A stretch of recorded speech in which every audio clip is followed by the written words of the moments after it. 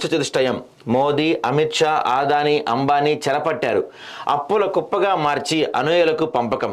దేశానికి 183 లక్షల కోట్ల అప్పు. పరివారాన్ని కాపాడుకునే పనిలోనే మోడీ. ఈడీ కార్యాలయం ముందు ధర్నాలో సీఎం. బీఆర్ఎస్ ఉచ్చులో పడద్దని రైతులకు సూచన. సాంకేతిక సమస్యలు కారణం కావచ్చు, అందరికీ రుణమాఫీ చేస్తామని రేవంత్ హామీ. దేశానికి 183 లక్షల కోట్ల అప్పులున్నాయి. 16 మంది ప్రధానులు చేసిన అప్పుల కంటే నరేంద్ర మోడీ 200 ఎక్కువ చేశారు.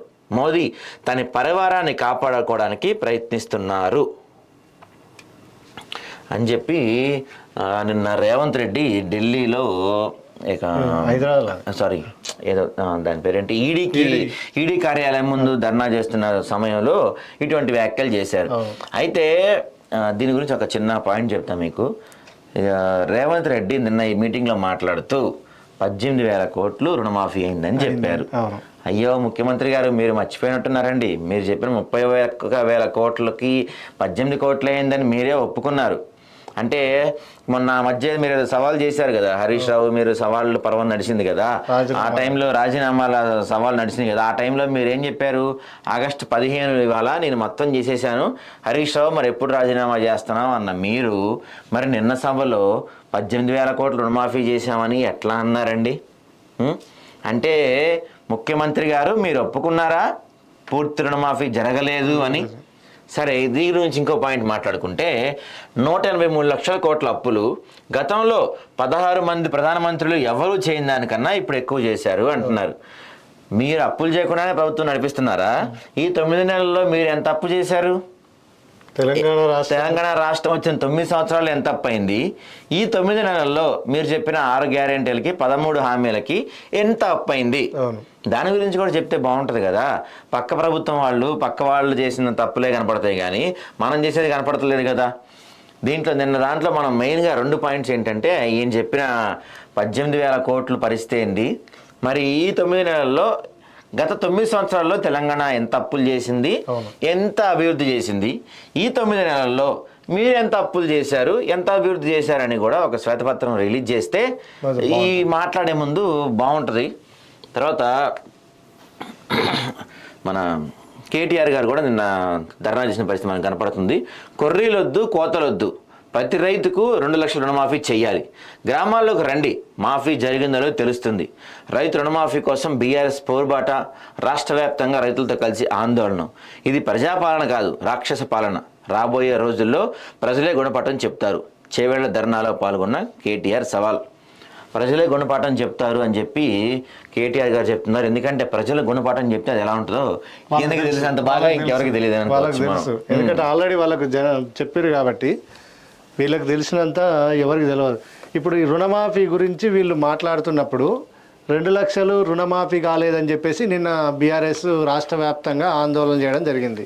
అయితే ఈ ఆందోళనలో భాగంగా కేటీఆర్ గవర్నమెంట్ మీద, రేవంత్ రెడ్డి సర్కారు మీద తీవ్ర వ్యాఖ్యలు చేశారు.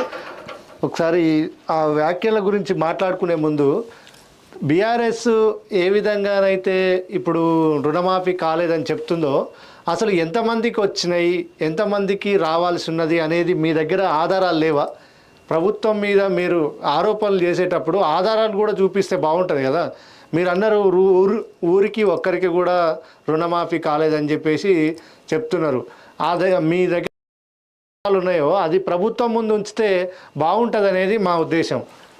ఎందుకంటే ఇప్పుడు ఈరోజు వీళ్ళు ఏం చెప్తున్నారు, 18,000 కోట్లు చేసినాము, ఇంకా 12,000 కోట్లే చేయాలని చెప్పేసి అధికార పార్టీ చెప్తుంది. వీళ్ళేమో అసలు ఏం జరగలేదని చెప్తున్నారు. ప్రతి రైతుకు 2 లక్షల మాఫీ. నిన్న మనం మాట్లాడుకున్నాం. రేవంత్ రెడ్డి ఏం మాట్లాడుతుండంటే 2 లక్షలు కాదు, 2 లక్షల మీద ఉన్న వాళ్ళు కూడా మిగతా పైసలు కట్టుకుని మేము చేస్తామంటారు. అసలు 1,00,000 రూపాయలు కానోళ్ళు ఉన్నారు సార్ ఈడ. 1,00,000 రూపాయలు కానోళ్ళు, 1,00,000 లోపు కానోళ్ళు ఉన్నారు. నువ్వు 2 లక్షల మీదికి పోతున్నావు. అసలు నిన్న నేను గ్రౌండ్ లెవెల్లో దీని గురించి తెలుసుకునే ప్రయత్నం చేస్తే నల్గొండ జిల్లా మొత్తం కాంగ్రెస్ స్వీప్ చేసింది. నేను ఇప్పుడు కొడంగల్ గురించో ఇంక దేని గురించో మాట్లాడలేదు. నల్గొండ జిల్లాలో దాదాపు స్వీప్ చేసిందని చెప్పుకోవాలి. నల్గొండ జిల్లా స్వీప్ చేసింది. అలాంటి చోట ఒక గ్రామంలో వాళ్ళు దాదాపు 143 మంది రైతులు ఉంటే 3కే రుణమాఫీ అయిందంట. ఒక అతనికి నేను మాట్లాడే పర్సనల్గా ఒక అతనితో మాట్లాడాను. ఆయన పేరు రామకృష్ణ అనే వ్యక్తితో మాట్లాడితే ఆయన చెప్తున్నాడు ఆయనకి ఉంది 30,000 అంట. ఆయనకి లోన్ ఉంది 30,000. 2 లక్షల పైన ఏం లేదు, మా ఆయనలోనే 30,000. 30,000. ఆ 30,000 కూడా రుణమాఫీ కాలేదు. వీళ్ళు ఎకరానికి ఇచ్చేది 20,000, 30,000. 30,000 అది కూడా రుణమాఫీ కాలేదంటే. పైగా మీరేం చెప్పారు, 2018 నుంచి 23 వరకు తీసుకున్న లోన్లు అని చెప్పారు.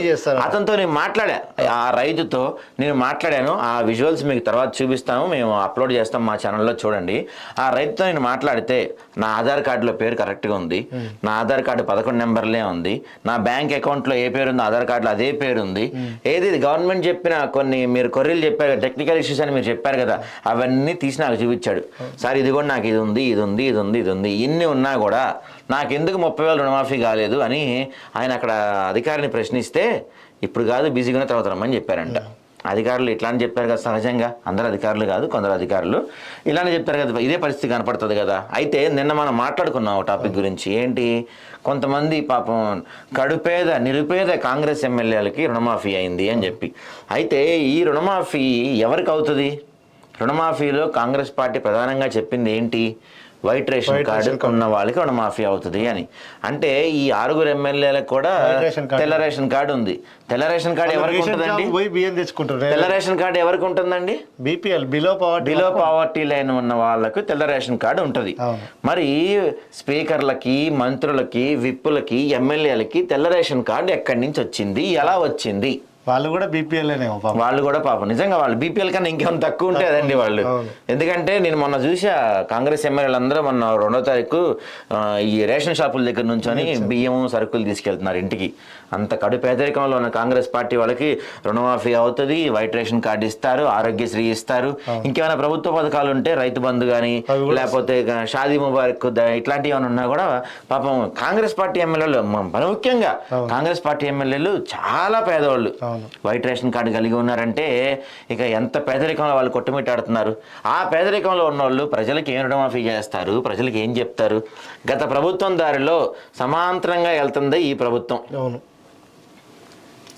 శాంతి స్థాపనకు మద్దతు, పశ్చిమాసియాలో సంక్షోభాలు ఆందోళనకరం, యుద్ధ క్షేత్రంలో సమస్యకు పరిష్కారం లభించదు, ద్వైపాక్షిక బంధం బలంపేతపై నేతల చర్చలు, శాంతి స్థిరత్వం పునరుద్ధరణకు తాము మద్దతు, పోలాండ్లో ప్రధాని డొనాల్డ్ టస్క్తో మోడీ భేటీ అంట. అయితే నిజంగా ఈ నరేంద్ర మోడీ చెప్పిన ఈ వ్యాఖ్యలు మనం ఒక్క నిమిషం మాట్లాడుకునే ప్రయత్నం చేద్దామండి. ఎందుకంటే ఈ మధ్యకాలంలో చూసుకుంటే మరి ముఖ్యంగా ముందు ఉక్రెయిన్ రష్యా యుద్ధం మొదలైంది, ఆ తర్వాత ఇప్పుడు ఇజ్రాయెల్కను ఇరాన్కి యుద్ధం మొదలయ్యే పరిస్థితులు కనపడుతున్నాయి. యుద్ధం మెల్లమెల్లగా యుద్ధం ఒకటి పెరుగుతున్న పరిస్థితి మనకు కనపడుతుంది. నిజంగా చూసుకున్నట్లయితే మనం యుద్ధం అనేది ఏమాత్రం కూడా సమర్థనీయం కాదు. ఎందుకంటే యుద్ధం వల్ల చాలా కొన్ని వేల మంది చనిపోయిన పరిస్థితులు మనకు కనపడుతున్నాయి. తర్వాత నెల్లికల్లు ఎత్తిపోతల పథకానికి భూసేకరణ అడ్డంకులు లేకుండా ముందుకు సాగాలి, ఏప్రిల్ కల్లా భూసేకరణ పూర్తి, అధికారులు మంత్రులకు ఉత్తమ ఆదేశాలు. పరిశ్రమలో పూర్తి స్థాయి భద్రత చేపట్టలేదు, ఫార్మా కంపెనీ పరిశీలించిన AP CM Chandrababu. Atchutapuram SEZ ఘటనపై ఉన్నతస్థాయి కమిటీ, మృతి చెందిన వారి కుటుంబాలకు ₹1,00,00,000, తీవ్రంగా గాయపడిన వారికి ₹50 లక్షలు, గాయపడిన వారికి 25 లక్షల ఆర్థిక సాయం ప్రకటన. నిజంగా ఈ అచ్యుతాపురం సెజ్ ఘటన చూసుకుంటే ఇప్పటి వరకు జరిగిన ఫార్మా కంపెనీస్లో జరిగిన ప్రమాదాల్లో ఇది అత్యంత భారీ ప్రమాదంగా చెప్తున్నారు. ఇంత జరుగుతుంది కదా, ఆంధ్ర రాష్ట్ర హోమ్ మినిస్టరు వంగల్పూడి అనిత గారు ఆ కంపెనీ యాజమాన్యానికి కాల్ చేసే ప్రయత్నం చేశారంట. వాళ్ళు కాంటాక్ట్ రావట్లేదు. ఆఖరికి సెంట్రల్ హోమ్ మినిస్టర్ నుంచి కూడా కాల్ చేసే ప్రయత్నం చేసినా, వాళ్ళతో మేనేజ్మెంట్తో కాంటాక్ట్లోకి వచ్చే ప్రయత్నం చేసినా సెంట్రల్ హోమ్ మినిస్ట్రీకి కూడా వీళ్ళు ఎటువంటి రెస్పాన్స్ ఇవ్వట్లేదంట. అంటే తప్పు జరిగింది, అక్కడ ఏదో దాస్తున్నారు వీళ్ళు. ఎందుకంటే 18 మంది చావుకి ఆ కంపెనీ యాజమాన్యమే కారణం. ఇప్పటికీ వాళ్ళు అందుబాటులోకి రాకుండా దాదాపుగా అప్స్కాండ్ అనే పరిస్థితి మనకు కనపడుతుంది. కానీ ఏపీ ప్రభుత్వం కానీ సెంట్రల్ గవర్నమెంట్ కానీ మృతులకు కానీ గాయపడిన వాళ్ళకి కానీ ఎక్స్గ్రేషియా ప్రకటించి వాళ్ళని ఆదుకునే ప్రయత్నం చేస్తున్నారు. ఇది బాగానే ఉంది. తర్వాత ఇక ఈరోజు ఆదాబ్లో వచ్చిన ప్రధాన వార్త ఒకసారి చూస్తే, అన్ఫిట్గా మారిన పంచాయతీరాజ్ అధికారులు, పంచాయతీరాజ్ శాఖకే కలంకం తెస్తున్న అవినీతి అధికారులు, అక్రమార్కులకు అండగా అధికారులు, 111 జీవో ఉల్లంఘనపై చర్యలు శూన్యం, ఆదాబ్లో అక్రమ కట్టడాలపై వరుస కథనాలు, ప్రభుత్వ ఉత్తర్వులు ఉల్లంఘించి బహుళ అంతస్తుల నిర్మాణం, రాజకీయ డబ్బు పలుకుబడితో అక్రమ నిర్మాణాలు, నోటీసులతో భయపెట్టించి డబ్బులు దండుకుంటున్న అధికారులు హైడ్రా అయినా చర్యలు చేపడుతుందా లేదా అని చెప్పి ఈరోజు ఆదాబ్లో ఒక ఇన్వెస్టిగేషన్ స్టోరీ మనం వేయటం జరిగింది. అసలు 111 జీవో ప్రకారం అక్కడ బహుళ అంతస్తులకు కానీ లేకపోతే ఇలాంటి కడ్డాలు కానీ లేవు అని చెప్పి 111 జీవోలో చాలా స్పష్టంగా మెన్షన్ చేస్తున్నప్పటికీ కూడా 111 జీవోని అసలు పట్టించుకోకుండా తుంగలోకి దొక్కి దాని విరుద్ధానికి 1 కాదు 2 కాదు కొన్ని వందల అక్రమ కడ్డాలు మనం చూస్తున్నాం.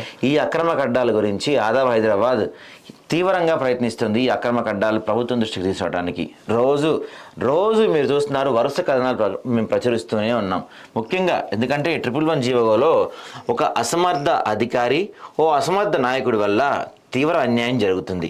భవిష్యత్ తరాలను దృష్టిలో ఉంచుకొని 111 జీవో తీసుకోవడం జరిగింది. కానీ రంగారెడ్డి జిల్లాలోని పంచాయతీరాజ్ అధికారుల నిర్లక్ష్యం వల్ల 111 జీవోకు తూటు పొడుస్తున్నారు. వారి స్వార్థ ప్రయోజనాల కోసం ప్రభుత్వ ఉత్తర్వులను సైతం బేఖాతరు చేస్తున్నారు. కొందరు అవినీతి అధికారులు మొయినాబాద్ మండలంలో 111 జీవోకు వేరుస్తున్న బహుళ నిర్మాణాలు ఒకసారి ఈ జూమ్ చేయి. మొయినాబాద్ మండల పరిధిలోని ఎన్కేపల్లి, హిమాయత్ నగర్, చిల్కూరు, మొయినాబాద్ గ్రామాల రెవెన్యూ పరిధిలో అక్రమ కడ్డాలు. ఇది చూడండి, ఈ బిల్డింగ్ చూడు ఒకసారి ఎంత ఉందో. అంటే 111 జీవోలో ఇంత పెద్ద ఉన్నప్పటికీ కూడా ఇంత పెద్ద బిల్డింగ్ కట్టుకుంటా ఇంత చేస్తున్నా అక్కడున్న రెవెన్యూ అధికారులు కానీ లేకపోతే ఇదిగో మీకు ఇంకొన్ని కడ్డాలు చూపించే ప్రయత్నం చేస్తున్నాం మేము. ఇది చూడండి, ఇదిగో ఇది చూడండి, 1 2 3 4 ఫ్లోర్లు. ఇది కూడా 1 2 3 4. ఇది చూడండి, పెద్ద బిల్డింగే వేశారు. సో 111 జీవో ఉన్న ప్రాంతంలోనే ఇంత భారీ అక్రమ కట్టాలు జరుగుతున్నాయి అంటే అక్కడ ఎంపీఓ వెంకటేశ్వర రెడ్డి పొలిటికల్ లీడర్లతో మంచి సంబంధాలు కలిగి ఉన్నారు. కలిగి ఉండి బాగా మంచి ఫ్రెండ్షిప్ మెయింటైన్ చేస్తున్నారు ఇద్దరు.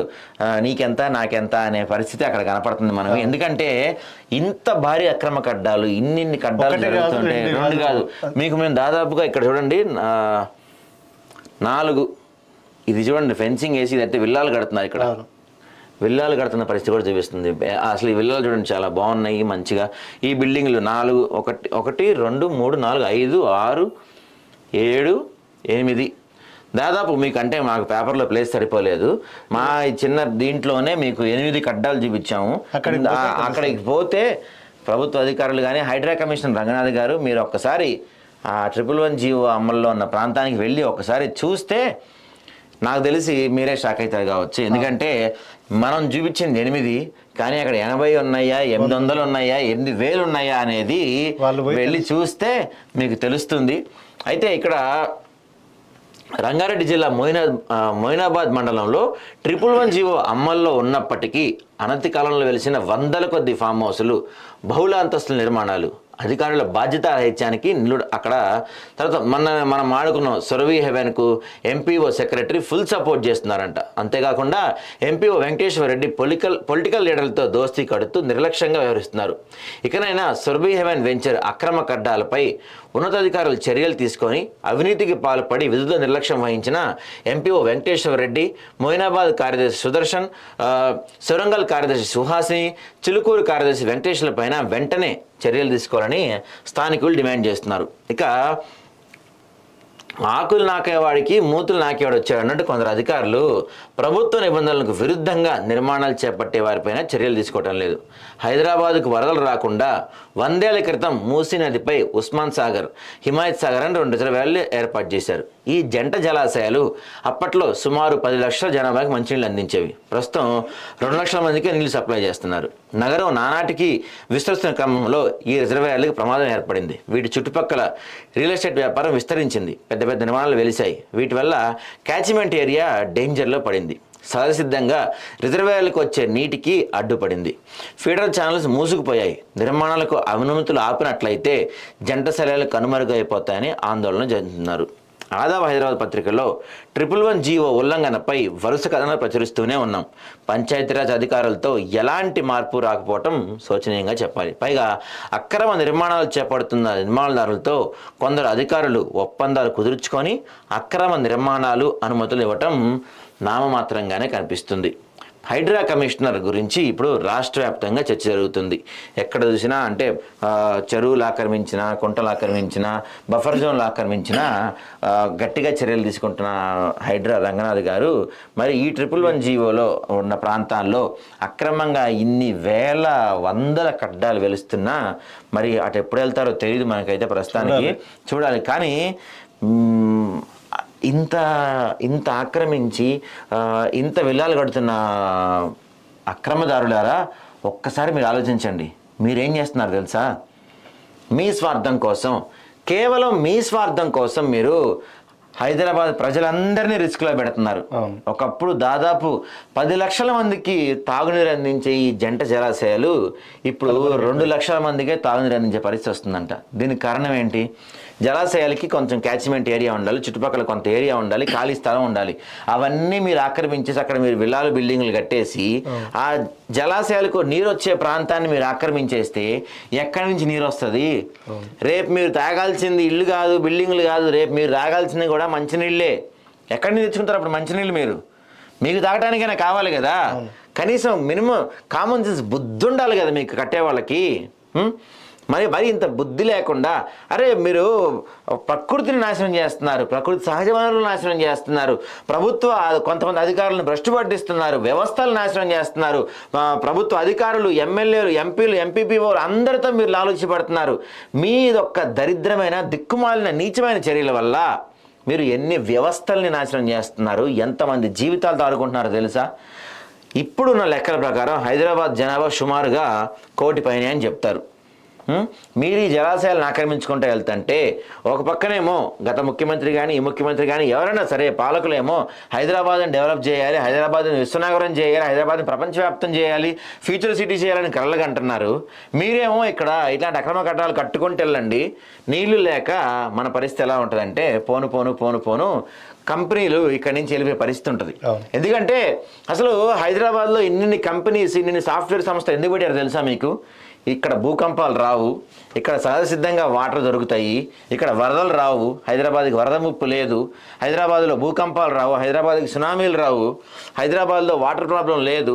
ఇలాంటివన్నీ భౌగోళిక కారణాల దృష్ట్యా ఇవన్నీ వాళ్ళు లెక్కలేసుకొని హైదరాబాద్లో గూగుల్ కానీ లేకపోతే యాపిల్ కానీ లేకపోతే ఇన్ఫోసిస్ కానీ ఇలాంటి పెద్ద పెద్ద కంపెనీలన్నీ హైదరాబాద్లో ఇన్వెస్ట్ చేస్తానికి, హైదరాబాద్లో ఆఫీసులు పెడతానికి ఇంట్రెస్ట్ చూపిస్తారు. కానీ మీరు మీ స్వార్థం కోసం, మీకు ఈ విషయం తెలుసో లేదో, ఇలా మీ స్వార్థం కోసం మీరు ఇలా చేసుకుంటూ వెళ్తే నష్టపోయేది మీరే. రేపు నష్టపోయేది మీరే. నీళ్లు లేక లేకపోతే వరదలు వస్తూ మన ఇమేజ్ డ్యామేజ్ అవుతూ ఉంటే ఇక్కడ కొత్త కంపెనీలు రాకపోతే కొత్త కంపెనీలు వస్తేనే కదా జనాలు వచ్చేది రకరకాల రాష్ట్రాల నుంచి. అవి రాకపోతే, జనం రాకపోతే, అభివృద్ధి ఆగిపోతే అడుక్కు తినాల్సి వచ్చేది మీరే చివరికి. మీరు చేసే ఎదవ పనుల వల్ల జనాలు నీళ్లు లేక తాగటానికి అల్లాడిపోతున్న పరిస్థితి మనకు కనపడుతుంది హైదరాబాద్లో. ఇవాళ రేపు చూస్తే ఎస్ఆర్ నగర్, అమీర్పేట ప్రాంతాలు, సిటీ సెంటర్ ప్రాంతాలు, ఇలాంటి ప్రాంతాల్లో కూడా మనకి నీళ్లు ఉండవు. ఏది విపరీతమైన వర్షాలు పడుతున్నా, వరదలున్నా అక్కడ మంచినీళ్ళు ఉండవు, ట్యాంకర్లు తెప్పించుకోవాల్సిందే.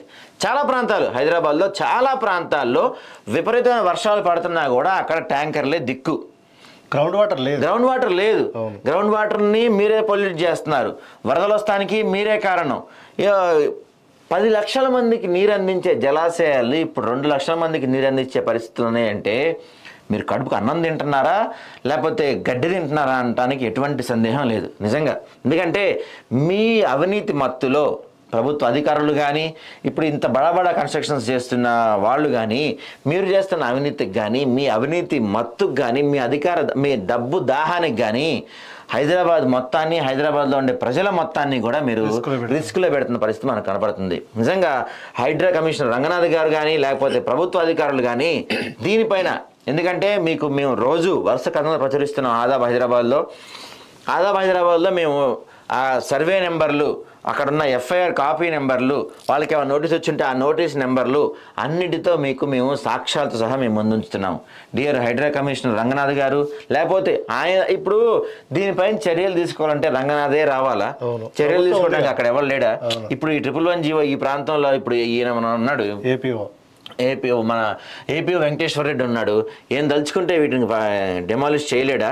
ప్రతిదానికి రంగనాథే రావాలా? లేకపోతే ప్రభుత్వమే పట్టించుకోవాలా? ప్రభుత్వ అధికారి ఉన్నాడు కదా, ఆ ప్రభుత్వ అధికారి మత్తులో తూగుతూ ఉన్నాడు. బాగా ఆయనకి రావాల్సినవి వస్తున్నాయి, కడుపు నిండా డబ్బులు తింటున్నాడు ఆయన. ఇంకా ప్రభుత్వం ప్రజలు ఏమైపోతే ఏంటి, మంచినీళ్ళు లేకపోతే ఏమైపోతే ఏంటి, హైదరాబాద్ ఏమైపోతే వాళ్ళకేంటి? వాళ్ళు బాగుంటున్నారు, వాళ్ళకి డబ్బులు వస్తున్నాయి, వాళ్ళ పిల్లలు బాగుంటున్నారు. మీలాంటి సిగ్గులేని కొంతమంది అధికారుల వల్ల, మీలాంటి పనికి మాలిన నీచమైన చర్యలకు పాల్పడుతున్న కొంతమంది అవినీతి అధికారుల వల్ల వ్యవస్థలు మొత్తం భ్రష్టు పట్టిపోతున్న పరిస్థితి మీకు కనపడుతుంది. ఆలోచించండి. మీరు చేసే అక్రమ గడ్డాల వల్ల, మీరు చేసే వీటి వల్ల మొత్తం హైదరాబాద్ వ్యవస్థే కనుమరుగయ్యే పరిస్థితి మీరు తీసుకొస్తున్నారు. ఇది హైడ్రా కమిషన్ అంటే మిగతా వాళ్ళు పట్టించుకోవట్లేదు, మిగతా వాళ్ళు మత్తులో తూగిపోయి ఉన్నారు కాబట్టి మేము పదే పదే ఇవన్నీ రంగనాథ్ గారిని అడగాల్సి వస్తుంది. ఆయనైనా కనీసం పట్టించుకొని చెరువులు మీరు కాపాడే పనిలో ఉన్నారు, కరెక్టే, కాదంటలేదు.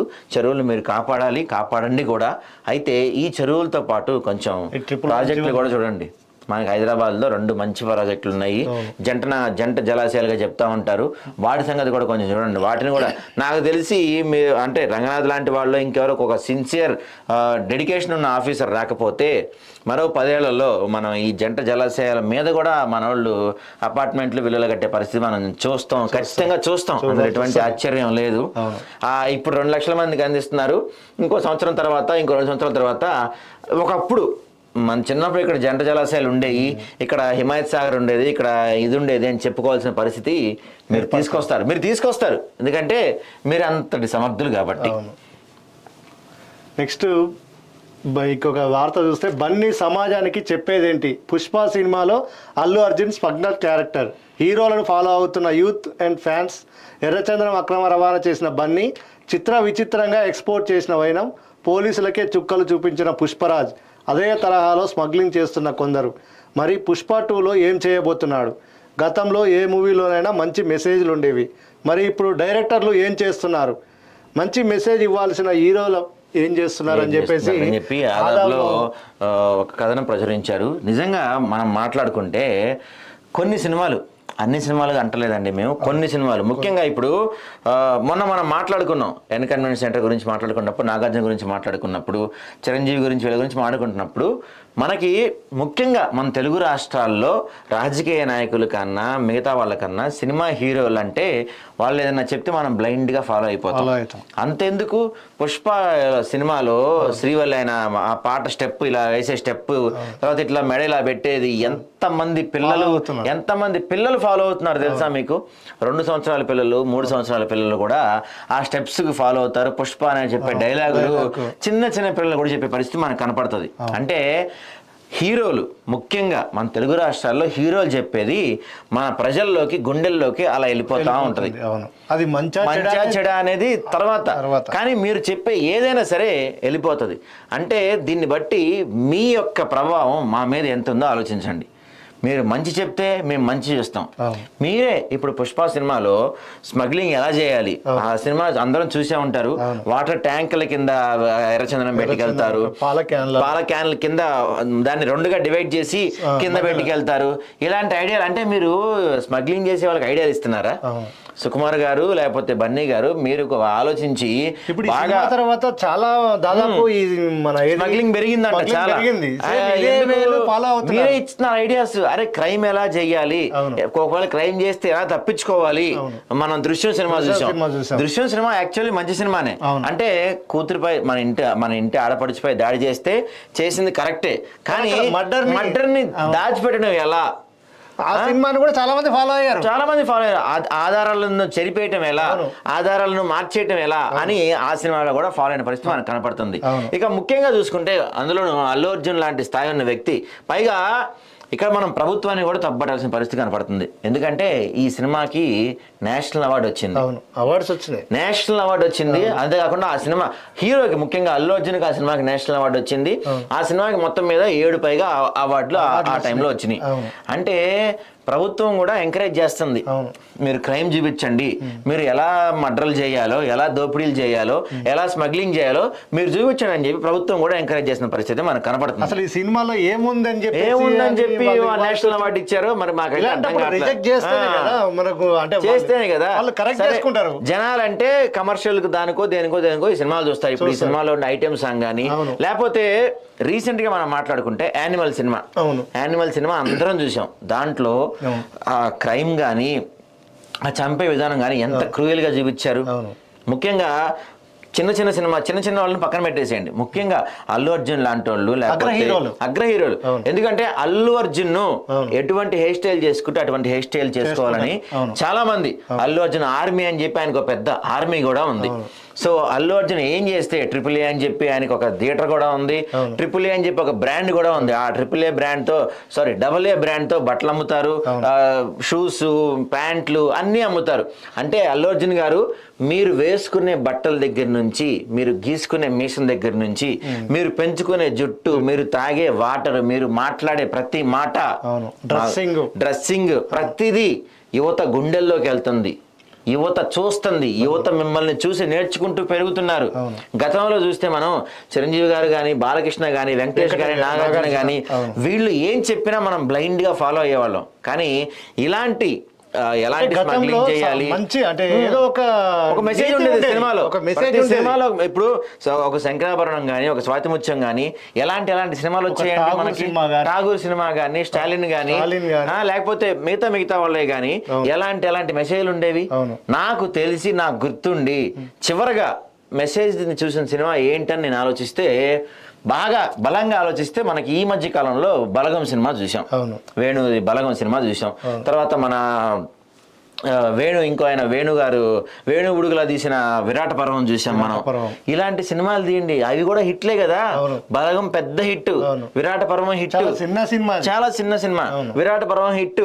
ఇప్పుడు రీసెంట్ గా నిన్నగాక మనం వచ్చిన కమిటీ కుర్రోళ్ళు సినిమా చూస్తే, దాంట్లో కూడా క్యాస్ట్ గురించి కానీ, ఊళ్ళలో జరిగే గొడవల గురించి కానీ, ఈ గొడవలు కరెక్ట్ కాదని కానీ కొంచెం మంచి మెసేజ్ ఇచ్చే ప్రయత్నం చేశారు. అరే చిన్న వాళ్ళే మంచి మెసేజ్లు ఇచ్చి ప్రజల్ని మార్చాలి, లేకపోతే ప్రజా ధోరణి మార్చాలి అని చెప్పి చిన్న వాళ్ళే ఇంత మంచి మెసేజ్లు ఇచ్చి ఇంత చేస్తుంటే, మీరు తాగే మంచినీళ్ళు, మీరు నడిచే నడకని కూడా ఫాలో అవుతారండి. మీరు సినిమాలో పెట్టే ఈ మేనరిజాన్ని కూడా ఫాలో అవుతారు. అంతెందుకు పుష్ప సినిమాలో మీరు మాట్లాడే భాష, యాసని కూడా చాలా మంది ఫాలో అవుతున్న పరిస్థితి మీకు కనపడుతుంది. ముఖ్యంగా మహేష్ బాబు కానీ, అల్లు అర్జున్ కానీ, ప్రభాస్ కానీ, లేకపోతే చిరంజీవి కానీ, పవన్ కళ్యాణ్ కానీ, దయచేసి మా రిక్వెస్ట్ ఏంటంటే, మీరు తీసే సినిమాల్లో కనీసం చిన్న మెసేజ్ ఉండేలా చూసుకోండి. మెసేజ్ లేకపోయినా పర్లేదు, కమర్షియల్. ఇప్పుడు ఎందుకంటే సినిమా ఆడాలి, అందరూ బతకాలి. మీరు కమర్షియల్ సినిమాలు ఫన్నీగా తీయండి, కమర్షియల్ యాంగిల్లో తీయండి, 3 పాటలు 6 ఫైట్లు పెట్టండి, యాజ్ యూజువల్ గా మేము చూస్తాము. కమర్షియల్ సినిమాలు తీయండి, కాదంటలా. కానీ స్మగ్లింగ్ ఎలా చేయాలి, మర్డర్ చేస్తే ఎలా తప్పించుకోవాలి, రేప్ చేస్తే ఎలా తప్పించుకోవాలి, అసలు రేప్ ఎలా చేయాలి, దొంగతనం ఎలా చేయాలి, బ్యాంక్ ఎలా దోచుకోవాలి. మనం చూస్తే గతంలో ధూమ్ సినిమా కానీ ఇలాంటి సినిమాల్లో బ్యాంక్ ఎలా దోపిడీ చేయాలి, బ్యాంక్ రాబరీ ఉంటాయి. జులై సినిమాలో అంటే అందులో కొంచెం చిన్న మెసేజ్ ఇచ్చారులే పాపం. జులై సినిమాలో పట్టుకుంటారు వీళ్ళు చివరికి వెళ్ళి వాడిని. అయితే ముఖ్యంగా ఈ సినిమాలో చూస్తే ఎలా స్మగ్లింగ్ చేయాలి ఏంటి అని చెప్పి చాలా క్లియర్గా చూపించే ప్రయత్నం చేశారు. అంటే ఒక సామాన్యుడు ఇందులో ముఖ్యంగా ఈ సినిమాలో, పుష్ప సినిమాలో మనం చూస్తే ఒక సామాన్యుడు, అంటే ఆ సినిమాలో అప్పటికి మనోడు కూలీ కూడా కాదు హీరో, కానీ ఒక మామూలుగా తిరిగి ఒక జులాయి కూలీ అవ్వి, కూలీ నుంచి ఓనర్ నుంచి ఆ మొత్తానికి పార్ట్నర్ నుంచి ఆ మొత్తం రూల్ చేసే పరిస్థితికి వెళ్తాడు. సినిమా పేరు కూడా పుష్ప ది రూల్ ఉంటది కాబట్టి ఆ పరిస్థితికి వెళ్ళిన అతను, అంటే ఇప్పుడు ఒక ఇంటర్ చదువుకునే అబ్బాయి, 10th చదువుకునే అబ్బాయి, డిగ్రీ చదువుకునే అబ్బాయి, ఇవి ఖచ్చితంగా వాడి మనసు మీద ప్రభావం చూపిస్తాయి. వాడేమనుకుంటాడు, అరే ఇలా నేను కూడా చేయొచ్చు కదా, కొట్టొచ్చు కదా, చంపొచ్చు కదా, స్మగ్లింగ్ ఇలా నేను కూడా చేయొచ్చు. అంటే స్మగ్లింగ్ అంటే ఎర్రచందనమే చేయాల్సిన అవసరం లేదు, ఏదైనా చేయొచ్చు. గంజాయి కానీ, డ్రగ్స్ కానీ, లేకపోతే నాటు సారా కానీ, దొంగ సారా కానీ, ఇట్లాంటివి ఎన్నన్నా చేయొచ్చు, మద్యము ఏదో చేయొచ్చు. అంటే ఇలా ఒక క్రైమ్ చేయడానికి ఇప్పుడు ఒక చిన్న ఎగ్జాంపుల్ అండి, ఏటీఎం రాబరీలు కూడా అట్లానే జరుగుతున్నాయి. ఇప్పుడు ఒక చిన్న ఎగ్జాంపుల్, వాడు మిమ్మల్ని చూసి ఇన్స్పైర్ అయ్యాడు, ఏదో క్రైమ్ చేద్దాం అనుకున్నాడు. ఏం చేస్తాడు? ఫస్ట్ వాళ్ళ నాన్న జేబు కొడతాం స్టార్ట్ చేస్తాడు. రేపటి రోజున పక్కింట్లో చిన్న దొంగతనం చేస్తే మొదలు పెడతాడు. అలా మొదలు పెట్టినోడికి డబ్బులు ఫ్రీగా వస్తా ఒకటేనోడికి ఇక అక్కడి నుంచి నెక్స్ట్ స్టెప్కి వెళ్తాడు కానీ వాడు రిలీజ్ అవ్వడు. తర్వాత ఇది ఎలా ఉంటది అంటే పులి మీద స్వారీ ఇలా ఉంటది. ఒకసారి ఆడు పులి ఎక్కాడంటే వాడు దిగలేడు, చచ్చిపోవాల్సిందే. కాబట్టి మీలాంటి పెద్ద పెద్ద హీరోలు, ముఖ్యంగా సరే చిన్న వాళ్ళని పక్కన పెట్టేసి అగ్ర హీరోలు మీరు సరే బాలీవుడ్ ని కూడా పక్కన పెట్టేద్దాం మనం, వాళ్ళ గురించి మనకు అనవసరం. కనీసం ప్రస్తుతానికి మన తెలుగు ఇండస్ట్రీలో మీలాంటి బడా హీరోలు, ఎందుకంటే ఇప్పుడు మీరు పాన్ ఇండియా స్టార్ గా చెప్పుకుంటున్నారు, ఆల్ ఇండియా స్టార్ గా చెప్పుకుంటున్నారు, మీకంటూ ఒక ఆర్మీ పెట్టుకున్నారు. మీరిచ్చే ప్రతి మెసేజ్, అల్లు అర్జున్ గారు మీరిచ్చే ప్రతి మెసేజ్ అది కొన్ని కోట్ల మంది గుండెల్లోకి వెళ్తుంది. మొన్న ఈ సంఘటన గురించి డిప్యూటీ సీఎం పవన్ కళ్యాణ్ ఒక మీటింగ్ లో మాట్లాడుతూ హీరోలే స్మగ్లింగ్ ఎలా చేయాలి చూపించే పరిస్థితి కూడా అని చెప్పి పవన్ కళ్యాణ్ కొన్ని వ్యాఖ్యలు చేసింది కూడా మనకు కనపడుతుంది. గతంలో మెసేజ్ ఓరియంటెడ్ సినిమాలు వచ్చేవి రావట్లేదు. సినిమా ఇండస్ట్రీకి సంబంధించిన వ్యక్తి, ఇప్పుడు డిప్యూటీ సీఎంగా ఉన్న వ్యక్తి ఇలాంటి వ్యాఖ్యలు చేశాడంటే ఇక ఆలోచించండి. అంటే వాళ్ళు కూడా ఆలోచిస్తున్నారు, వాళ్ళలో కూడా ఆలోచన వస్తుంది. కానీ మీరు రావాలి, అట్లీస్ట్ ఇది అయిపోయింది, దీన్ని మార్చలేం. పుష్ప 2లో కనీసం పుష్ప 2లో అన్నా ప్రజలకి పనికొచ్చేది మెసేజ్ చదివండి, అంతేగాని క్రైమ్ ఎలా చేయాలి. ఇంకా కూడా ఆల్మోస్ట్ షూటింగ్ అయిపోయింది, నెక్స్ట్ సినిమాలైనా దీన్ని దృష్టిలో పెట్టుకొని. ఎందుకంటే మన ప్రియమైన అల్లు అర్జున్ ఫ్యాన్స్ కి, అల్లు అర్జున్ గారికి మేము చెప్తున్నా ఏంటంటే, మీరు మిమ్మల్ని మీ హీరోని మీరు ఫ్యూచర్ మెగాస్టార్ గా చెప్పుకుంటున్నారు కాబట్టి మీరు చేసే ప్రతి అడుగు ఆలోచించి ఆచితూచి చెయ్యాలి. మీరు ఈ పార్టీ కోటేయమని చెప్తే ఆ పార్టీ కోటేస్తారు. మీరు ఈ సిగరెట్ మీరు ఈ వాటర్ బాటిల్ తాగమంటే ఆ వాటర్ బాటిల్ తాగుతారు. ఈ కూల్ డ్రింక్ తాగమంటే ఆ కూల్ డ్రింక్ తాగుతారు. ఇప్పుడు మనం చిన్నప్పటి నుంచి 90s 80s లో పుట్టిన అందరూ కూడా ఈ థమ్సప్లు కానీ, ఈ బూస్టులు కానీ, మనకి ఇవన్నీ ఎక్కడి నుంచి వచ్చినాయి? వీళ్ళని చూసే నేర్చుకున్నాం మనం. వీళ్ళు వేసే అసలు గత 90s నుంచి పవన్ కళ్యాణ్ మధ్యపాపిడి తీస్తే 90s లో పుట్టిన ప్రతి కుర్రోడు మధ్యపాపిడి తీస్తానికి ప్రయత్నం చేసినోడే. ప్రతి తెలుగు కుర్రోడు కూడా మధ్యపాపిడి 2 ప్యాంట్లు వేయటం కానీ ఇలాంటివి చేయండి. ఎందుకంటే స్టైల్ మేము కాదంటలా, 2 ప్యాంట్లు వేయండి, మధ్యపాపిడి వేయండి, రకరకాల బళ్ళు వాడండి, ఇలాంటివి చేయండి. ఎందుకంటే స్టైల్ ఒకళ్ళు తీసుకురావాలి. అసలు ఈ అల్లు అర్జున్కి ఉన్న పేరే స్టైల్ స్టార్. ఎందుకంటే రకరకాల స్టైల్స్ ఆయన తీసుకొచ్చారు, డ్రెస్సింగ్ స్టైల్ బాగుండేది. ఇలా మీరు బట్టల విషయంలోనో లేకపోతే ఫుడ్ విషయంలోనో మంచివి చూపించండి, మేము ఫాలో అవుతాం. అంతేగాని ఇలా స్మగ్లింగ్ ఎలా చేయాలి ఇవి కాదు. ఎందుకంటే నేను ఈ విషయం చెప్పదలుచుకున్నాను. బలగం సినిమా చూసిన తర్వాత తెలంగాణలో ఉన్న ఎన్ని కోట్ల మంది జనాల్లో ఒక 100 మంది అన్నా మారుతారు. ఈజీగా 100 మంది మారుంటారు. చూసి ఏడ్చుకుంటా చూసిన పరిస్థితులు ప్రతి ఇంట్లో, ఆ సినిమా చూసిన ప్రతి వాళ్ళు ఏడ్చిన పరిస్థితి మనకు కనపడుతుంది. అంటే అంత ఒక సినిమా మాధ్యమం మన గుండెల్లోకి అంతా వెళ్తుంది, అంతలా మన ప్రభావితం చేస్తుంది.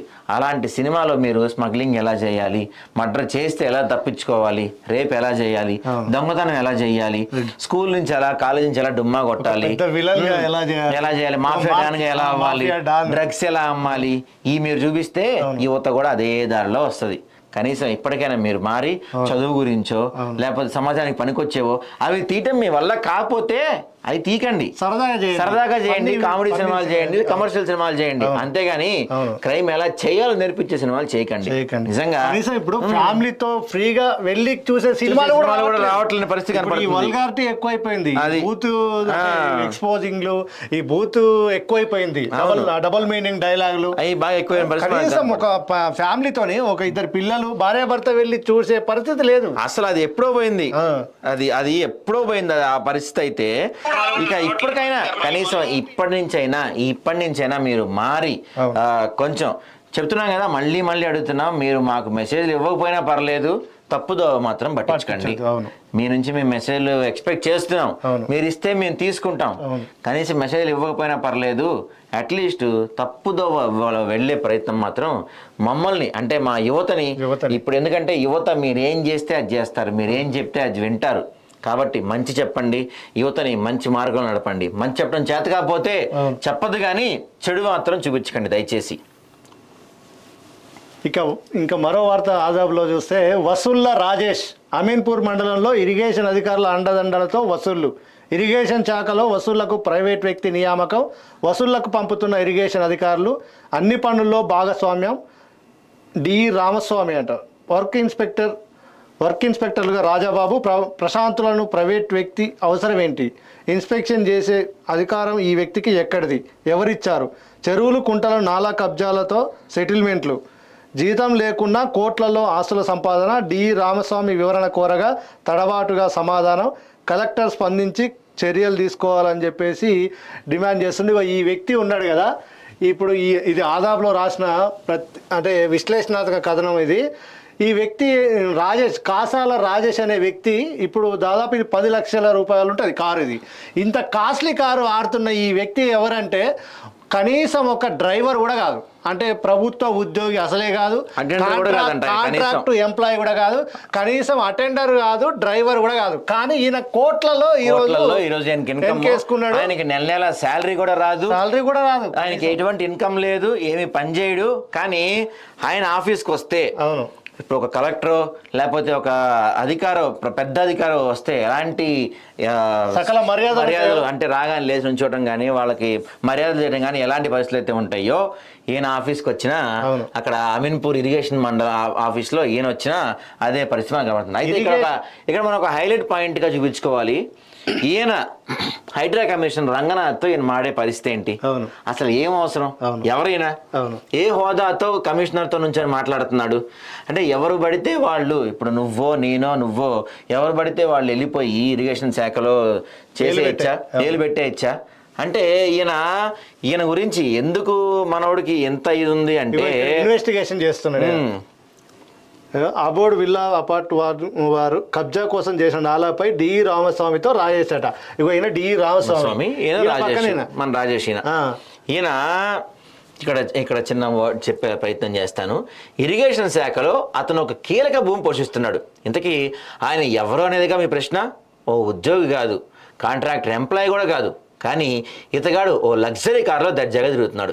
ఈయనకు నెల జీతం వచ్చే ఛాన్స్ లేదు, ఇంకే పని చేయడు, అయినా ఎలా కార్ మెయింటైన్ చేయగలుగుతాడు అనేది $1000 క్వశ్చన్. ఓ పెద్ద ఆఫీసర్లా ఫోజ్ ఇచ్చే పెద్ద మనిషి కనీసం ఒక అటెండర్ కూడా కాకపోవటం గమనార్హం. అన్నం పెట్టేవాడికి సున్నం పెట్టేవాళ్ళు ఎక్కువ అని చెప్పి మనకి తెలంగాణలో సామెత ఉంటుంది.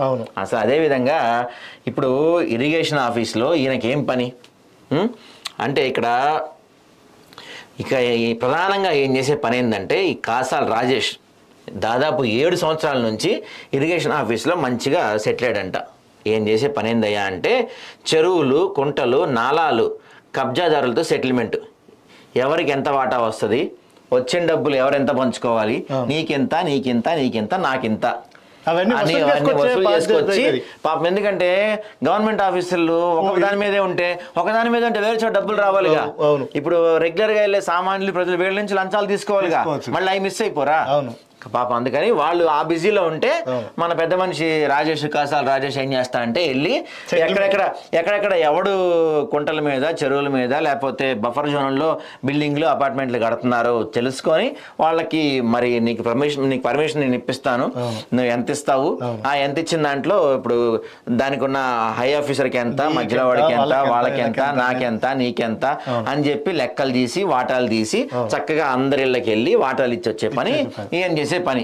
సో ఇంత పెద్ద పని చేసే అతనికి, మనకి నిజంగా ఇంత పెద్ద పని చేసే ఆయనకి ఎలా? అయితే ఇక్కడ ఇంకో కొసవైపు ఏంటంటే, డి రామస్వామి వివరణ కోరగా తడబడుతూ సమాధానం చెప్పాడంట. ఓ ప్రైవేట్ వ్యక్తికి ఇరిగేషన్కే బాస్గా చలామణి అవుతున్నాడంటే విషయం ఏంటో ఇట్టే అర్థమైపోతుంది. అక్రమ లావాదేవీల్లో అధికారులకు అండగా ఉంటూ కబ్జాకోరులు అక్రమార్కుల వద్ద మామూలు తీసుకుంటూ వాటిని వీళ్ళకు చేరుతున్న రాజేష్ను ఎవరికీ తెలియకుండా మెయింటైన్ చేస్తున్నారు.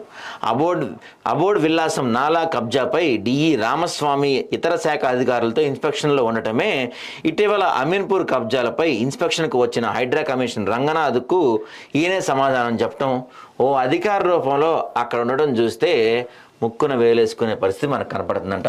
ఓ సాధారణ వ్యక్తి పెద్ద ఆఫీసర్కు ఎదురుగా నిలబడి ఇరిగేషన్ శాఖకు సంబంధించిన డిఈతో కానీ హైడ్రా కమిషనర్తో కానీ నుంచొని అక్కడ ఏం జరుగుతుంది ఏంటి అనేది ఒక సాధారణ మనిషి చెప్తున్నాడంటే మరి ఆ ఇరిగేషన్ శాఖలో ఉన్న మిగతా అధికారులు నిద్రపోతున్నారా, వాళ్ళకి ఏం తెలియదా, తెలుసుకోలేదా? పెద్ద బాసు హోదా ఇచ్చారు ఇరిగేషన్ శాఖలో, వాళ్ళే తెలుసుకోలేదా, వాళ్ళు డబ్బులు లెక్క పెట్టుకోవడంలో బిజీగా ఉన్నారా? అంటే ఇప్పుడు ఒక హైడ్రా కమిషనర్ రంగనాథ్ కానీ లేకపోతే డిఈ వెంకటస్వామి కానీ వీళ్ళందరికీ అక్కడ ఏం జరుగుతుంది అని చెప్పి ఎవరు ఈయన అసలు ఎక్స్ప్లెయిన్ ఇస్తున్నాను కానీ ఈయన హోదా ఏంటి, ఈయన పదవి ఏంటి, కనీసం వాళ్ళని అడగాలి కదా. ఇరిగేషన్ శాఖ తరపు నుంచి పోయినట్టు అసలు ఆయన ఎలాంటి వాళ్ళని అడగాలి కదా. ఇప్పుడు రంగనాథ్ గారు కానీ లేకపోతే మన ఈ డిఈ రామస్వామి కానీ వీళ్ళని అడగాలి కదా, బాబు ఎవరు నువ్వు, నీ హోదా ఏంటి, ఏ హోదాలో వచ్చి నువ్వు నాకు సమాధానం చెప్తున్నావు. ఇప్పుడు మన ఇరిగేషన్ అధికారులతో కానీ ఇంకేదైనా శాఖల్లో కానీ అది కొంతమంది అధికారులతో మనం వెళ్ళి మాట్లాడుతుంటే ఎవరు నువ్వు, ఎందుకు వచ్చావు, నీకు సమాధానం చెప్పాల్సిన అవసరం నాకు లేదు అని చెప్పంటారు. మరి ఏ ఉందని, ఏ అవసరం ఉందని, ఏ హోదా ఉందని మన కాసాల రాజేష్ కి సమాధానం చెప్తున్నారు మీరు?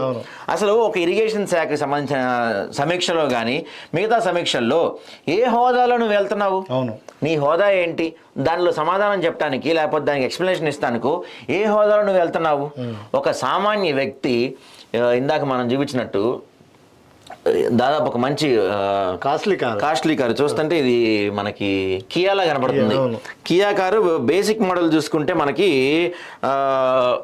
12 లక్షల నుంచి స్టార్టింగ్ ఉంది. బేసిక్ మోడల్ మన పైన ఇవన్నీ ఉన్నాయి కాబట్టి కొంచెం హై ఎండ్ కార్ అనే కనపడుతుంది. హై ఎండ్ కార్ దాదాపు 16 నుంచి 17 లక్షలు ఉన్నాయి. ఈయన ఏం ఉద్యోగం చేస్తాడు, పోనీ ఏమన్నా బిజినెస్ చేస్తున్నాడా, లేదు పోనీ వీళ్ళ ఇంట్లో ఏమన్నా విపరీతంగా ఆస్తులు ఉన్నాయా, ఇవేమీ లేకుండా ఇంత కాస్ట్లీ కార్లు ఎలా తిరుగుతున్నాడు? అసలు ఇరిగేషన్ శాఖ ఆఫీస్లో ఈయనకి ఏం పని? ఈయన వెళ్ళగానే ఆఫీసర్లు అందరూ ఉన్న ఆఫీసర్లు కానీ ఎంప్లాయీస్ అందరూ కానీ ఈయనకి ఎందుకు బ్రహ్మరథం పడుతున్నారు అనేది దేవుడికి తెలియాలి. మరి దీనిపైన ఏ శాఖ వాళ్ళు ఎవరు స్పందిస్తారు? ఈ రామస్వామి స్పందిస్తారా? ఒకసారి ఈయన్ని ఎవరు నువ్వు అని అడిగే ప్రయత్నం చేస్తే తడబడుతూ సమాధానం చెప్పాడంట. మరి రామస్వామి గారు మీరన్నా దీనిపైన కొంచెం యాక్షన్ తీసుకోండి. ఆ తర్వాత హైడ్రా కమిషనర్ రంగనాథ్ గారు ఇలాంటి వాటిని పట్టించుకుంటారో పట్టించుకోరో చెప్పలేం మనం.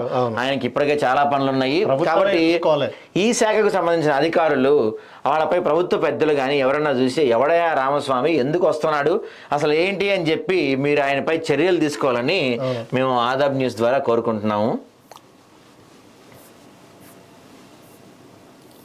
సో ఇంకో చిన్న వార్త చూస్తే బీఆర్ఎస్ కాంగ్రెస్ మధ్య ఘర్షణ జరిగింది నిన్న బలంగానే చాలా చోట్ల. రాళ్ళూరుకున్న ఇరు వర్గాలు చెరగొట్టిన పోలీసులు, మంత్రి జగదీష్ రెడ్డిని అడ్డుకున్న పోలీసులు, 2 వర్గాలపై కేసు నమోదు. కేసీఆర్ ప్రభుత్వంలో రైతులు ఆనందంగా ఉన్నారు, రేవంత్ రెడ్డి ప్రభుత్వంలో రైతులు బాధపడుతున్నారు. మేడ్చల్ మున్సిపల్ బీఆర్ఎస్ పార్టీ అధ్యక్షుడు భాస్కర్. ఇక ఈ సంఘటన గురించి మనం మాట్లాడుకుంటున్నాం. కోల్కతా అత్యాచారం ఘటనపై స్టేటస్ రిపోర్ట్ ఇచ్చారు. క్రైమ్ సీన్ మొత్తం మార్చేశారన్న సిబిఐ, దర్యాప్తు సవాల్గా మారిందని వెల్లడి. రేప్ మర్డర్ కేసును కప్పిపుచ్చే ప్రయత్నం, సుప్రీంకు కీలక వివరాలు వెల్లడించిన సిబిఐ. డాక్టర్లు విధుల్లో చేరాలని సిజేఐ సూచన. అయితే నిన్న మనకు చూసుకుంటే డాక్టర్లకి అది ఇచ్చినా కూడా డ్యూటీలో చేయాల్సిన పరిస్థితి మనకు కనబడుతుంది. ఇక్కడ ఒక చిన్న వార్త చూసుకుంటే ఎమ్మెల్సీ కవితకు మరోసారి అస్వస్థత, కవితను ఎయిమ్స్కు తరలింపు. దాదాపు 6 నెలల నుంచి మనకి కవిత జైల్లోనే ఉన్న పరిస్థితి కనపడుతుంది. అస్వస్థత గురయ్యారంట. ఇవాళ మరి కేటీఆర్, హరీష్ రావు కవితను పరామర్శించడానికి వెళ్తారని చెప్పి మనకి వార్తలు కూడా వస్తున్నాయి. సో ఇది వాటి ఆదాబ్ పేపర్. ఇక తర్వాత ఈనాడు